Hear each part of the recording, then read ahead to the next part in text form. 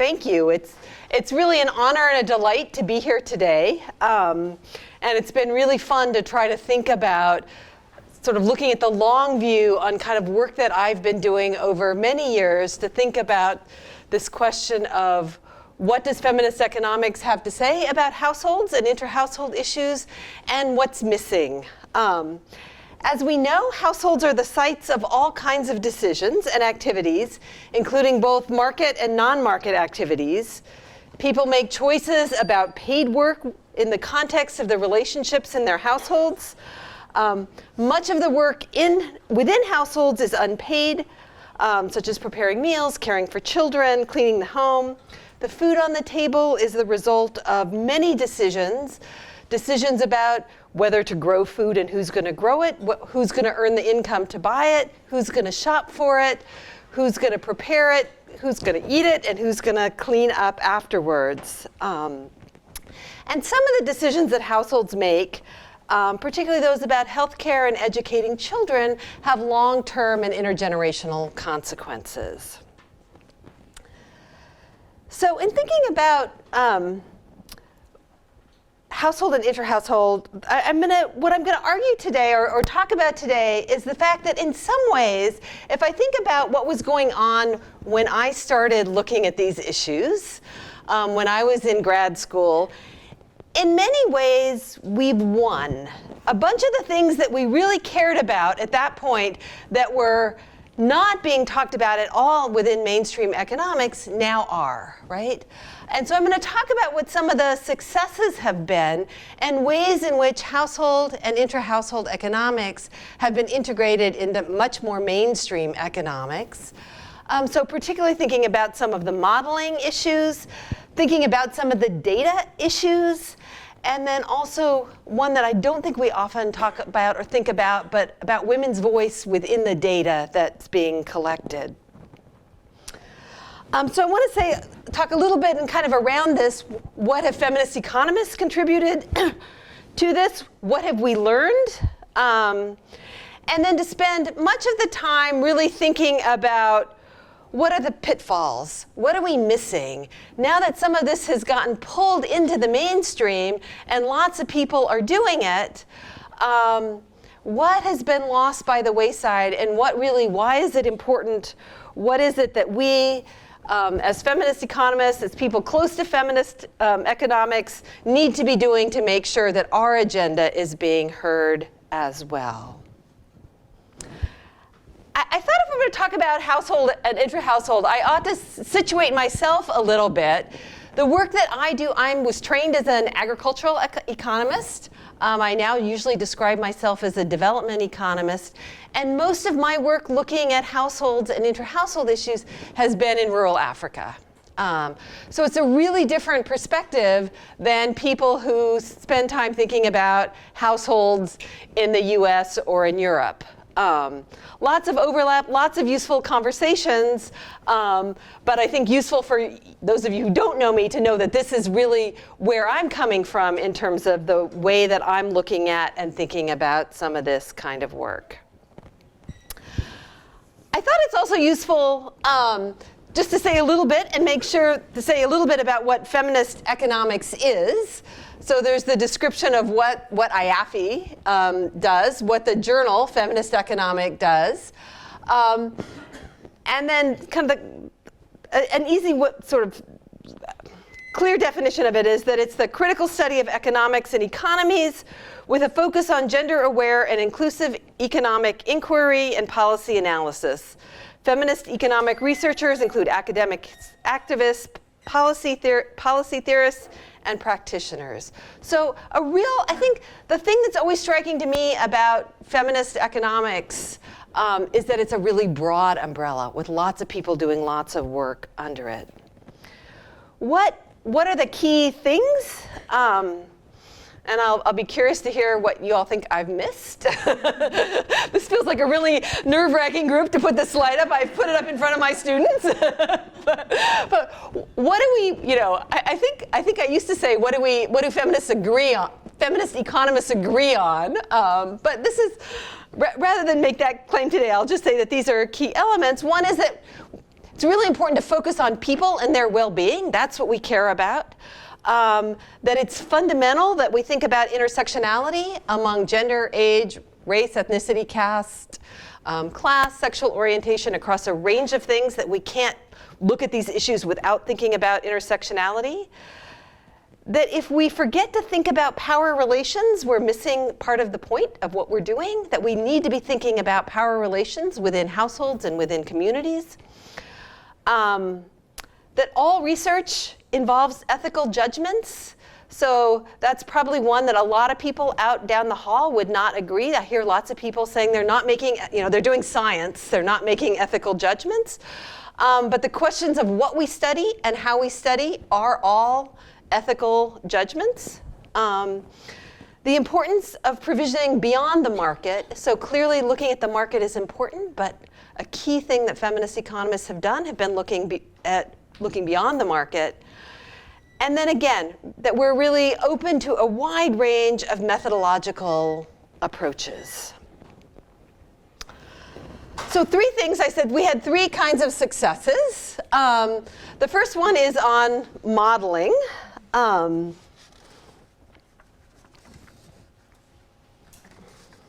right. And I think if we think about where we are now in modeling households and thinking about inter-household models, there's been a huge range of things that have contributed to it. If we go back really early on, there were 2 papers in the early 80s that said that used cooperative bargaining models to help us understand and think about the way decisions were made within households with 2 people. I don't think you can talk about household models without mentioning Becker's treatise on the family. I think what that really did was put the economics of the family and the household on the mainstream agenda in a way that it wasn't before.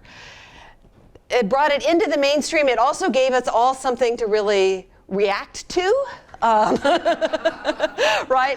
And say, yes, it's really important to think about the economics of households and households, but that's not the right way to do it. How do we need to think about it more broadly? So I was trained as an agricultural economist. We spent a lot of time thinking about agricultural household models. And what those really, the insights from those are really that households are sites of both production and consumption. And one of the questions that they had was trying to think about whether those are separable decisions within households. Can we think about farm households as first making decisions about how much to produce, and then they can sell some of it and consume some of it and keep some of it, and then make a separate decision then about what they're going to consume? The data pretty clearly said no, you can't separate the production and consumption. And I think that holds true for a lot more than just agricultural households. I think that probably holds true for many of us, that we don't, there's a lot of things that if we want to consume them, we probably need to produce them ourselves, or we get different versions if we don't. Meals, care work, all of those kinds of things. There's a huge range, and it's interesting to me thinking back of how many people from different disciplines I read when I was starting on this work, and how much less students now do looking at work from anybody else, right? But particularly anthropologists, rural sociologists, geographers, agricultural economists, lots of people who spent lots of time in the field. And I think that in particular, those, myself included, although I'm a little bit later than some of the early ones, really coming out of West Africa, where if you were in the field in West Africa, you couldn't possibly imagine that the household was comprised of a husband and a wife and 2 children. That just didn't have anything to do with it. And you couldn't think of it as a single unit of production and consumption. So that raised a lot of issues. And then I think over many years, many of the people in this room have been really looking at issues around valuing unpaid work or care work and time use, right? That has fed into how we have to think about households. what have we learned? What has been the real gains from doing all of this and from having some of it get filter into the mainstream, right? So that as critical as I think it is easy to be of some of the models, I think there's still some really key insights from the early cooperative bargaining models, right? The first one is, I mean, partly this literature died in a sense because it became so obvious that just saying, right, that the unitary model of the household, Becker's model of the household, doesn't hold. It's like, yeah, that's right. We showed that, right, pretty clearly. The notion in these cooperative bargaining models of a threat point or an outside option, which is the notion that the options available to people outside the household are going to affect what resources they have claims to within the household. It affects their bargaining power. So the notion that, right, increasing wages for women and making better work conditions is going to change women's bargaining power, even for the ones who are not working, right? So that even if you're not working, these outside options can have, at least sometimes, have an impact on it.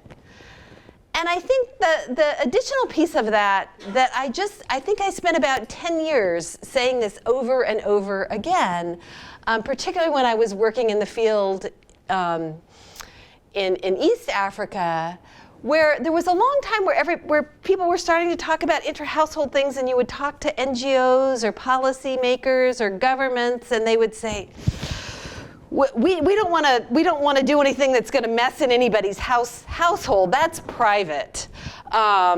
We don't want to think about who we're giving resources to within the household. That's gonna change things. So we'll just give it to the male head of the household, right?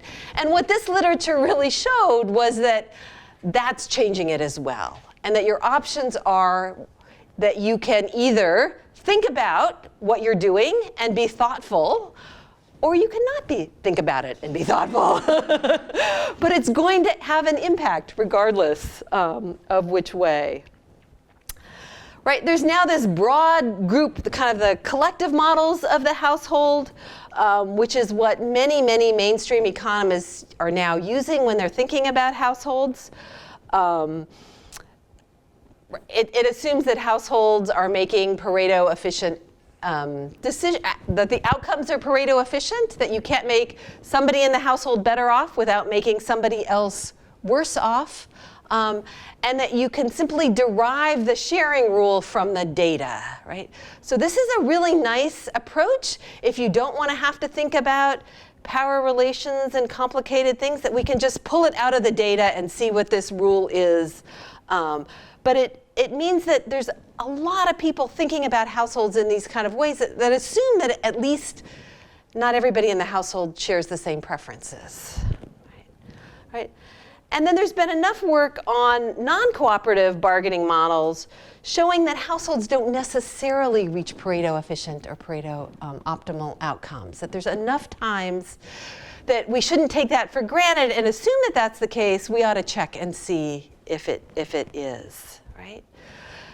So pulling this stuff into the mainstream has had some of these really, I think there's been some real power in the way these models have worked and helping us to think about things that feminist economists also care about. So I'll come back to the perils, right? So the second one is really thinking about data collection, right? And what's happened with data collection. The real challenge initially on doing anything looking within the household is there was no data.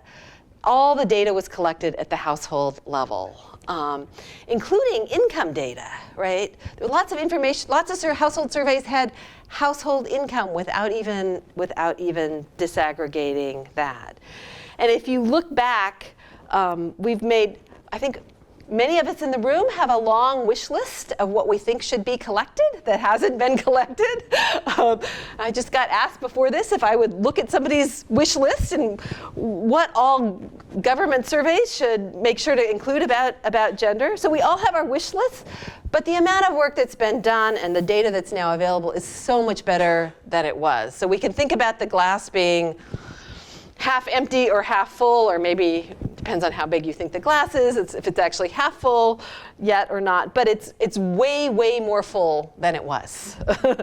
And in part due to feminist economists and others really pushing and saying we need this kind of information to be able to understand what's going on. So lots more, even nationally, large-scale, nationally representative survey data sets are now sex disaggregated. They have some things at least. So many of them collect individual wage income. That's kind of standard, is to not just think about household income, but to think about who earns the income.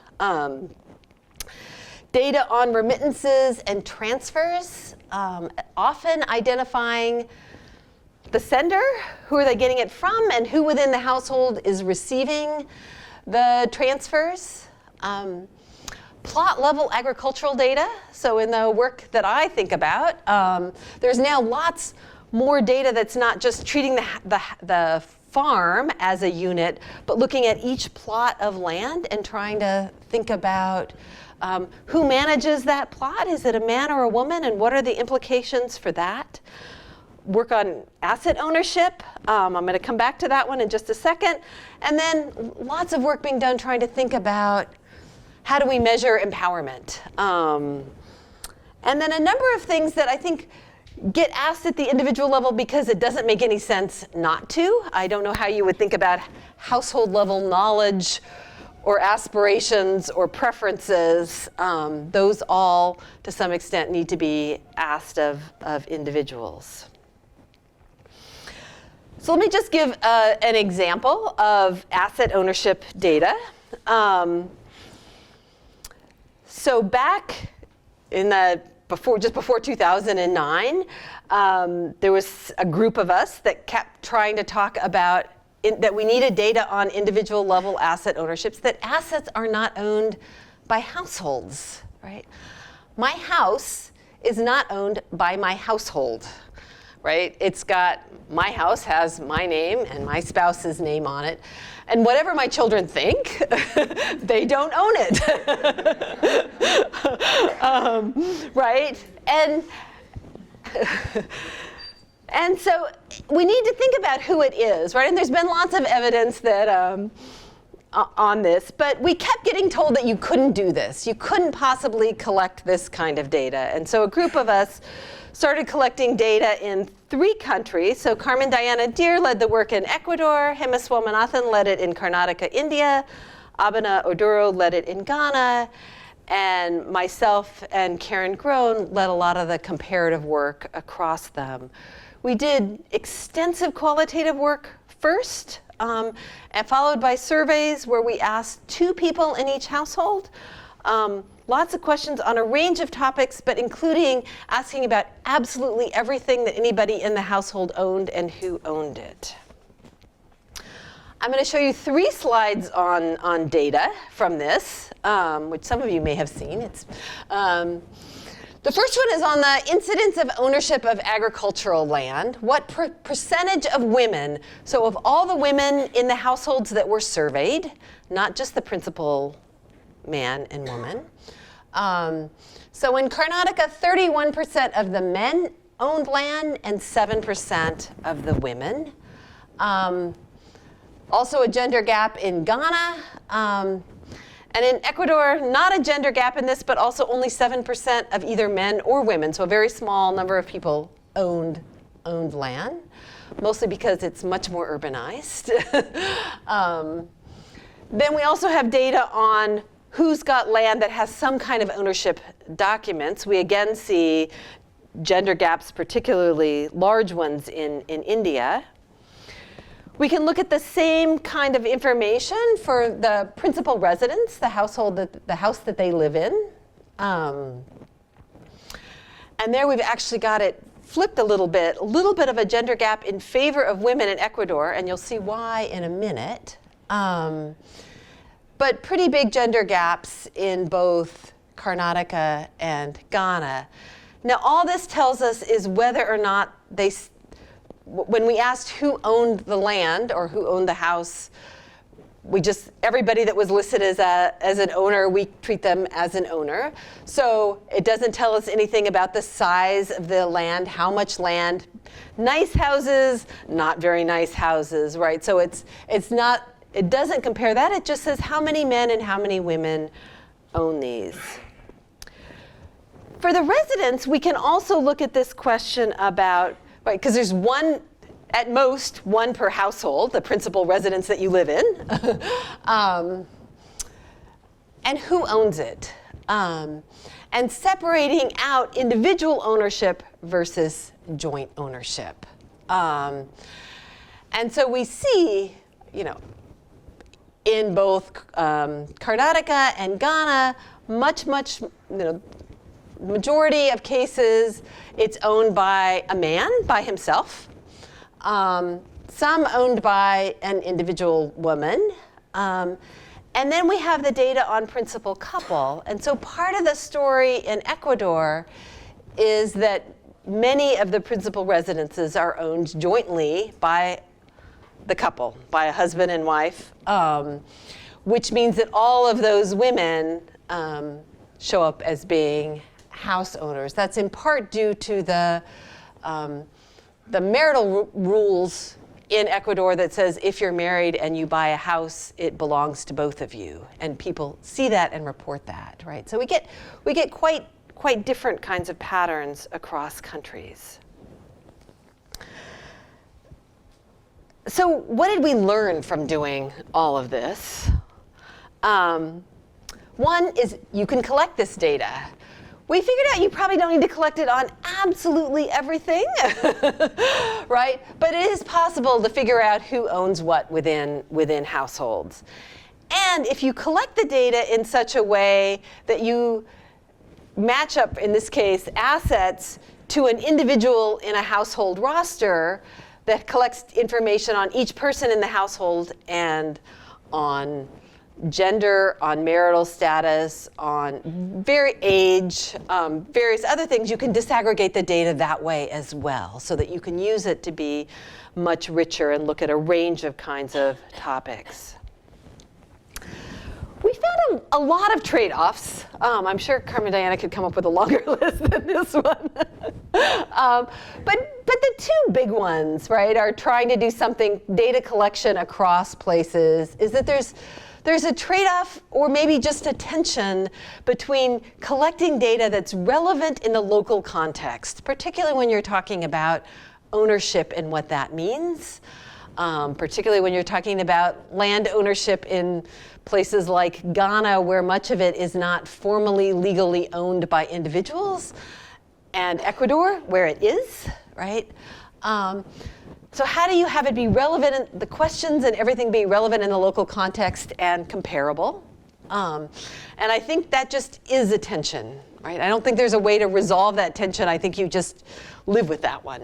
And then I think there's also one that we struggled with quite a bit, is the tension in this kind of cases of thinking about what's the questions, and that there's, if you're interested in the gender wealth gap, then you really only need data on the big wealth items, right? The fact that I own a cell phone doesn't really matter for calculating the wealth gap, but it might matter for a whole lot of other reasons. So if what we're interested in is things about related to women's livelihoods, other things related to women's empowerment, a cell phone could have all kinds of additional implications, or what you need to move out of poverty, then we actually need really detailed data on those folks about what they own and be able to track it over time. We learned, we probably knew this, we thought this to start with, but pretty clear coming out of the data that we collected, that the legal systems and the social norms regarding property rights within marriage, when you're married, does being married mean that you share property or not? Has a big impact on women's what women actually own, as well as inheritance. And then I think, and this is one I've been spending a lot of time recently thinking about, is this need to consider both individual and jointly owned assets. And I'm going to come back to that. So that's household survey data, right? We've learned a lot. We've figured out a lot of things. It's much better than it was, and there is much more sex disaggregated data that we can use for all kinds of gender analysis than before. There's also new approaches that people have been doing to try to think of creative ways of collecting data. One of the ones I've been doing is trying to, for things that are hard to get at, some of the why questions, is using vignettes, which gives people a set of stories or a set of descriptions of different households.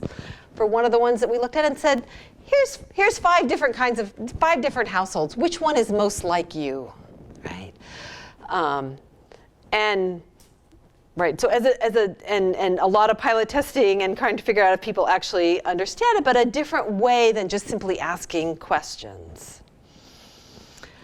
There's all kinds of new technology that people are using to collect data. I don't know what we've learned from all of these yet. I think I think we're learning things, and I think the jury's still out, and we're sort of in that playing with a lot of it kind of stage. People have been using Fitbits to try to look at labor on farms and labor elsewhere. Lots of ways to use mobile phones for data collection, not just right? Whether it's time use surveys that just randomly call people and in their sample and ask them what they're doing at that particular moment, follow-up kinds of interviews. I think there's lots of potential here, and I think we need to just play with it. Try to figure out how to use it and how to have that data collection be useful. I'll come back again to some of the things we need to worry about. Lots of lab in the field experiments. Playing games with households, public goods games or dictator games, trying to see when people cooperate, when they don't cooperate. I think the thing that we've learned from the recent ones of these is that, at least in the developing country context that I've looked at, there are lots and lots of times where, in these kind of games, where husbands and wives typically don't maximize the surplus, right? They play these games, they're offered a chance to have more money, but don't. The studies don't always really help us to understand why. I think there's a lot of work ongoing right now, but pretty clearly there's lots of times where there's money left on the table when people play these games. And then there's a lot of work being done on impact evaluations and RCTs. I could obviously spend a lot of time. I think we probably all could, thinking about what we think about RCTs, the good and the bad. I think what's been interesting in looking at what's happening now is how many impact evaluations now, particularly again, thinking about ones in the global south, are trying to measure and use either women's bargaining power or women's empowerment, either as what they're trying to do as their intervention, to directly change women's empowerment, or they're measuring it as an outcome to see how when they change access to credit or access to information, how that affects women's bargaining power or women's empowerment. So these notions that we've often talked about as feminist economists have made it into a lot of these kinds of impact evaluations. Again, I'm going to come back and say what I think we need to worry about with some of this. So that was two. My third success is what I'm calling women's voices. And actually, this is not quite what I mean. I'm thinking, but I'm really thinking about women's voices in household surveys, right? And the early, so all of the early intra-household analyses that I did, looking at data from Ghana, were all based on data collected from one person in the household, or mostly, right? They interviewed the household head, or the person who's the most knowledgeable. For some particular modules, they may have asked the person most knowledgeable about that. But in trying to think about my early work in Ghana, where I was looking at women's bargaining power and trying to think about whether owning land or having a savings account or these affected women's bargaining power, it was all based on, much of it was based on data from one person in the household. So we could do a lot of that kind of work. But one of the things that's really changed, and I think kind of snuck in, is that many more surveys are now talking to more people within the household and really feeling like you have to have women's voices to understand. I mean, obviously you need women's voices to understand women's empowerment, but you need to hear women's voices in other kinds of ways. And there's been a bunch of really interesting work recently trying to think about what happens when you ask husbands and wives, or any two people in the household, particular questions. You get different answers, right? And we struggled a long time in the Gender Asset Gap Project to figure out what we do when we have two different answers about who owns assets in the household. But it's clear that we get different answers. And some amount of that is just noise. But trying to figure out how much of that is actually useful information. Does it tell us something about households when different people in the household give us different answers?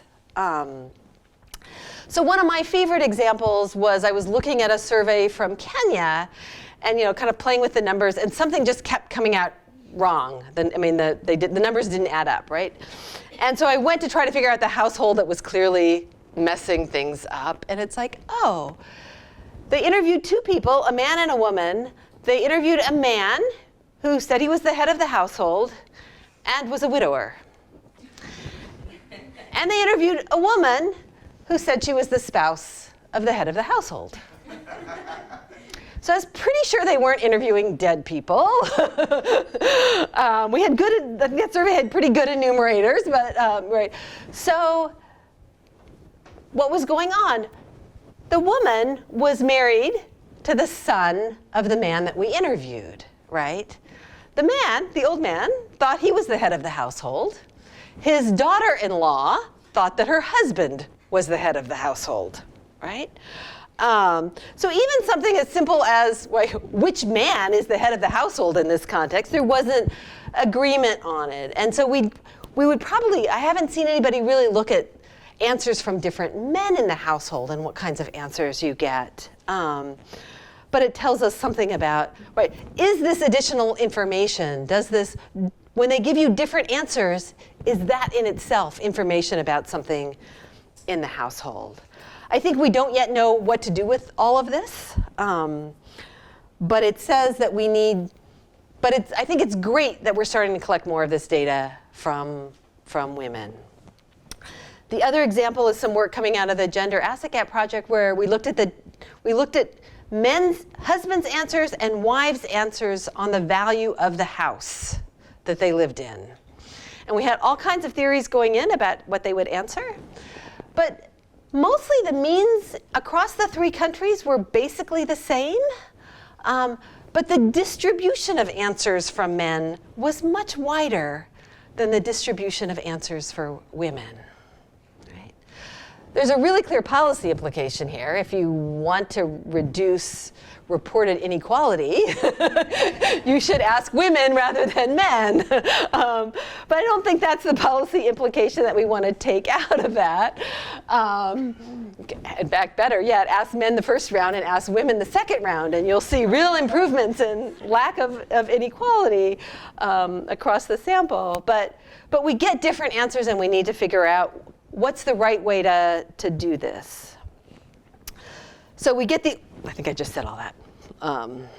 The answers also tend to vary both by gender, but also by role in the household. So we get different answers from mother-in-laws and daughters-in-law, for example. So what are the potential perils that we have to worry about? Which of these things are we actually, when we're studying households, are we driving off the cliff, right? So I have 6 that I want to talk about briefly. The first one is that we went from thinking about unitary models of the household to these very individualistic bargaining models of the household. And we started collecting all this sex disaggregated data on individuals. And we sometimes forget that we need to think about those individuals within the context of their household, right?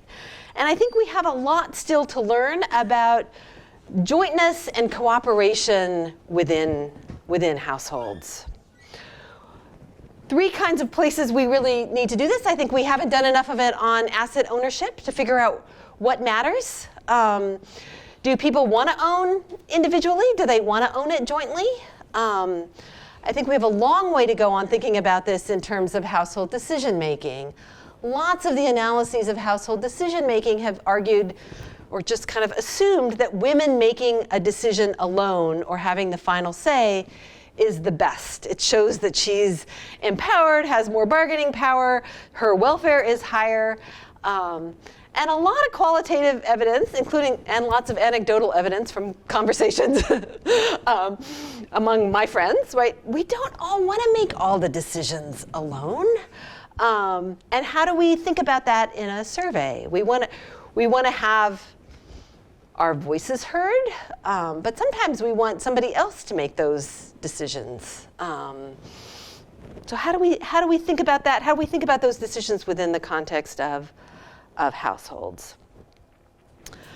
We also have, I worry that we often, in our empirical analyses, have too narrow views of households, that the models still often look like this, when our households look more like this, right? There are all kinds of households. And we know this. I obviously don't need to say this to anybody in the room, that households don't look like a husband and wife and 2 children. But I think some of that notion of a household really has slipped into the models of households. Everybody will say, oh, we're going to just look at 2 people and it's generalizable, but nobody ever doesn't go not never, but it rarely goes beyond that. So we need to really be careful and think about what are we assuming implicitly about households and what their structure is and who's in them. I said earlier that I feel like many of us in the room have done a lot towards pushing better data collection, some by going out and collecting it, and some by really just making the case that it needs to be collecting, doing analyses that weren't quite good enough because the data wasn't there, but saying that it's really important. But there's a real concern about letting the data drive our questions. And I really notice this with the master students in our programs who come through and talk to us, and they have to. They start with the data. They come and they say, I need to find it, kind of interested in and I need a data set. I'm going to start with the data set and then figure out what to ask. So that's one of the pitfalls. We also, in thinking about household surveys, they're collected on households. And what that does is it assumes that the important relationships are within households. And is that right? Are the most important relationships within households or across households, right? Families but not households, non-families, other kinds of things. So we really have, households are important, but we've really privileged them in the way that the data is collected. I think the other issue is that we stop often, when we start with the data, we stop being able to answer particularly some of the issues about intersectionality, because the sample sizes get too small very quickly. And so we can't look at particular groups of people, whether it's disaggregating by race or looking at gay and lesbian households or other kinds of households, right? And so those questions, we have to find other ways to do it, but if we just let the data frame our questions, we miss a lot of that. And there's a lot of implicit biases in data collection that I think we don't always think about. And I have 2 really quick examples. One is, it was a few years ago now, but I looked through all the big household surveys being done in developing countries. And one of the things you have to do is first you have to define what a household is, right? Who's in and who's out. And for very many of them, there were all these rules about who's in, and it's if you've been in the household 3 of the last 6 months, or some amount of time you've been in the household. And the two exceptions were often, if you were a student and you were away, you were still part of the household. And if you were the household head and you were away, you were still part of the household. Right? So if you're the male household head and you leave, you're still the male head of the household. If you're his wife and you leave, you're no longer in the household, right? They don't all do that as much anymore, but it's just these implicit things. What is a household? Well, it's defined by the male head of the household. There were very few cases of when it was the female head of the household who left and was still the head of the household because if she wasn't there, there wasn't necessarily a household, right? Because there's often not other adults in those households. One other example is I did some work in Uganda, and the story in Uganda is a story of really of widows, right? There's many documented cases of widows losing all of their assets when their husband dies, right? This is true in other places as well. Particularly in the era of HIV/AIDS, there was a lot of documented cases of his family coming in and evicting the wife when the man died because, of course, it was her fault that he had gotten AIDS, and so she was just tossed out. So we were looking in the data to see if we could find all of these widows. And what we actually found in the survey data was that Ugandan widows in these rural areas were actually more likely to own land than wives. So that took a bit of kind of puzzling and going back and talking to people, right? What it looks like is that either some of those women leave. They leave the rural areas, they go to the cities, they don't show up in the data anymore. And the other is that the tradition is that when your husband dies, you get married to your husband's brother, and so you stay in that extended family, but you're no longer a widow, right? You don't show up in the data as a widow. The only people who show up in the data as a widow are those who were able to hold on to their house and their land, right? So it's a complete selection bias of who ends up being a widow in the data that doesn't really have very much to do with whether your spouse died. And so thinking, right, when we start letting the data drive these questions, we miss some of these kinds of things. The metrics can also drive, it's easy to let the metrics drive our research. And one of the things that I think happens is as we get better at measuring, we also lose sight of what we were trying to measure. I worry about this in particular with women's empowerment, which was this really great notion of, right, people who didn't have agency and power in their lives, now then gaining this, right, is kind of the notion of empowerment, this process of change, of having more control over your life. And we're now measuring it in very, very static kind of ways. And not only that, people are often measuring it, narrowing it to be women's economic empowerment, which they measure as women's working in the labor force or earning income, right? Which is a really different notion than this broader notion of empowerment. And it may be good, but it also misses the fact that work is not always empowering. And particularly work if you're facing sexual harassment on your way to and from work and in the workplace and various other kinds of things. If we're just measuring what we can measure and measuring whether women are working, we're not really capturing these bigger kinds of things. And so letting the metrics drive the research. This one is another one I worry about. We collect more data because we can. And as we start to figure out more ways to do this, we go deeper and deeper into collecting more and more data on particular things without actually stepping back and thinking about what the big questions are. What are we trying to answer, right? So there's a bunch of things that I don't know that collecting more and more data on smaller and smaller issues helps us to understand. Right. So in agricultural plots, there's now data from a number of countries that tells us on each plot who owns the plot, who manages the plot, who does work on the plot, what's grown on the plot, what inputs are put on the plot, And a lot of interesting analyses that have been looking at comparing plots managed by men versus plots managed by women. There's something useful there, right? But it's also the case that they're not necessarily quite comparable.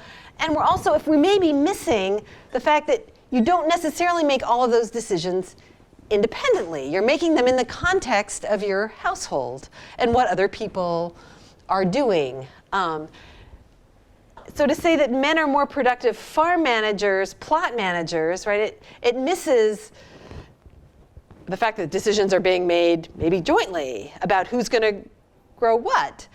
In some sense, it wouldn't matter at all that men and women, that people specialized in what to grow. The problem often is that women specialize in the crops that have no or have much less value, and that they get much less inputs into it, right? But I think we're collecting more and more of this data without necessarily thinking about the bigger picture of what we want, right? On time use, collecting time use data is hard, right? And I think, if we actually had data on what everybody was doing every minute, right, would that help? It'd be interesting, but we still have to do a lot of thinking about it, right? And maybe we don't need that level of detail. Maybe if we think about it, and I know lots of people are thinking about it, thinking really hard about it, but just to say that just collecting more and more data isn't necessarily the answer on that. It's good to have women's voices, but I don't know that it isn't the case that we always have to interview everybody in the household to have good data. And I also worry about some of the questions that are being asked on gender-based violence, that lots of people, particularly in a lot of these RCTs, are saying, oh, we could look at that as an outcome. I think it's really important. I think we really need that data. We need to know what the impacts are. But just kind of adding this as questions in every survey without really thinking about the ethical implications of asking people these kinds of questions without training the enumerators right and things can be really problematic. So that we need to step back and think about why we're collecting this data and what we're going to do with it. So my last pitfall, or peril, I think, is what are we missing? Kind of what are the big things that we're missing? And I think we're missing a lot of these, not we in this room, but the literature on households and inter-household issues is missing a lot of the complexity of social norms and structural constraints. And it's really interesting. I think analyses tend to do two things. One is they often assume that social norms are static, and that if we change the value of, we give women new opportunities to earn more income, that'll change their income, but it won't necessarily, we don't really think about what the impacts on the social norms are. Or we assume just the opposite. We assume that we can do these little interventions and we can change all the social norms, right? We can, and I'm just not convinced that showing women in rural communities aspirational videos is gonna, take down the patriarchy, right? It would be nice if it was that simple, but I just don't think that it's that simple, right? And by sort of simplifying it, and there's a lot of people doing a lot of these kinds of things, really simple, trying to make these changes. Some of them may be useful, but we probably need to be thinking about these broader structural things as well, right? The structural constraints that households and people in households are facing, it's not just about outside options. We can put a lot of them into the outside options in the cooperative models. We can put divorce laws and social norms and some of them in. But I worry that if we just are reducing them to variables, we're missing some of the story on some of them, and that we really need to come back and make sure that we're understanding both the political economy and the power relations in households, communities, and then more globally. So three things that we've really succeeded in, kind of success stories for this body of literature. 6 perils, things that we need to be careful on and pay attention to and make sure that that we're not driving off that edge and just coming up with these answers that really don't help us to understand what's going on. Why do we need feminist economics approaches to these? I'm going to go back to what I said feminist economics includes, right? We need to be thinking about women and their well-being, people and their well-being, men and women. We need feminist economics approaches to keep reminding us how important it is to be thinking about these intersectionality issues and to be continuing, as many people in this room have been doing, to push those issues even when the data isn't very good, to show that they're important so that we start to get better data. We need feminist economics approaches because we think about power relations, and that's really critical to understand what goes on within households, because it's important to think about those ethical judgments. I think there's a bunch of things that people are doing that really, in my mind, are red flags. Some of the adding gender-based violence questions in, some of the games that people are playing to measure cooperation make me really uncomfortable. I think we really need to think about those ethical issues. I have conversations with my colleagues who are doing these often about what are the risks that what are the potential risks you're posing to people by having husbands and wives playing games against each other and gaining or not gaining money. Continuing to think about provisioning beyond the market, right? That's what we've been really strong with. And that when we start reducing what's going on in households to just being about the market, women's economic empowerment rather than empowerment more broadly, we miss out. And I think that feminist economics approaches that are much broader are really critical for us to really understand and move the literature forward in terms of household and inter-household issues. And that is the end. Thank you very much.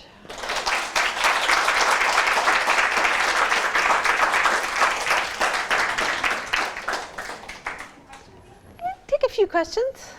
Questions or comments? People want to think we can have a few minutes. Before we start Q&A, can I just let everybody know, in case people start going out, that we have our reception food out here, and they're going to be bringing in some bottles of wine. It's a self-pour station, so be careful. So I just wanted to let you know that we've got, and we also have coffee out here. So. Okay, so let's just take a few questions and then we can continue in the hallway.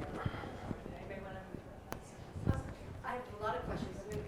I know. For the household surveys, what are examples of measuring women's empowerment that you would recommend?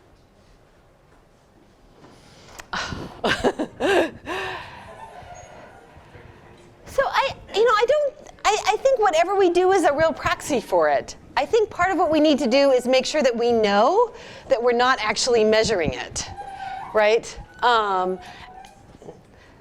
That we can measure lots of things around it and indicators of it and things that help us to understand or to see that women are more empowered, right? And some of it you can see, right? Sometimes you go and you talk to people and you can tell when women are really empowered. I was in an interview in Syria and was having this great conversation with this woman, and her husband came in and she went and sat back in the back, and he got to answer the questions. And she led the whole conversation.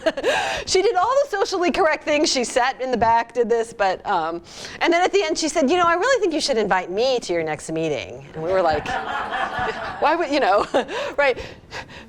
If we just looked at some of the indicators, we wouldn't have captured it. So I don't think there's an answer of how do we capture this. I think we do need to, some of the things that people are doing, the Women's Empowerment and Agriculture Index has done a lot of work trying to figure out how to measure it. But I think we just need to remember that we're not measuring it.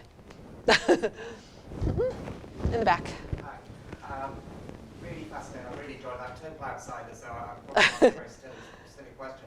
I just wondered, I was wanting to explore the nature of the role of a researcher like yourself in terms of who you're doing research for and of who. Because in other traditions, like action-based research where maybe the researcher is working with the community and building knowledge, as opposed to a sort of area where you're trying to analyse something and reporting to the policymakers for them to do something to change the situation of the group that are impacted. And I just wondered that the sort of model, the feel I got from your model was it was sort of more in the space like more sort of natural science model of there are people there you study, you find them out, sort of you're an independent, objective observer and find the answers, and then someone outside comes with the conclusions to change the situation in some sense. And I just wonder where you placed yourself, I suppose, in terms of an actor in this. So I think the sort of feminist economics umbrella is really broad, and that there's people doing all of those kinds of things, and all of which are feeding into helping us understand households, right?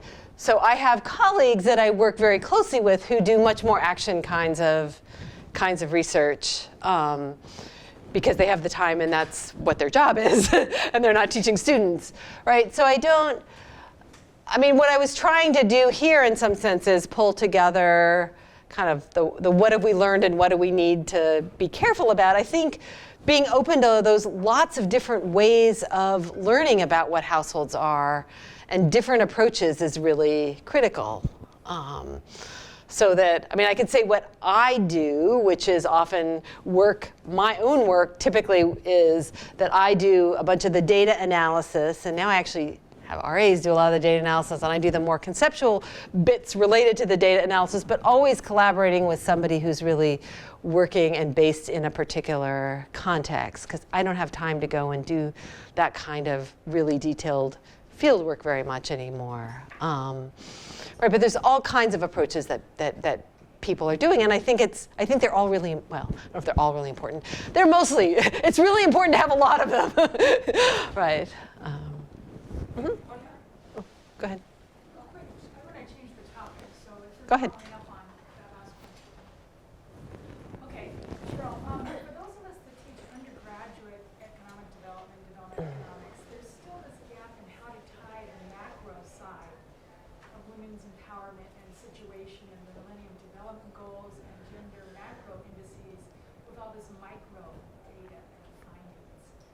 I don't know if you see a conversation or a good source that gets at that, so how we can translate a lot of this to the classroom. I think that's a great conversation, and I think we should, I don't have an answer, but I think there's a lot of people in this room who have thought about it a lot. And so I'm not going to try to answer that one. I would come to the IAFFE summer meetings where there's a lot of those kind of conversations happening. Because you need a conversation, you don't need 2 sentences from me on that one. Okay, so shall we adjourn to the snacks?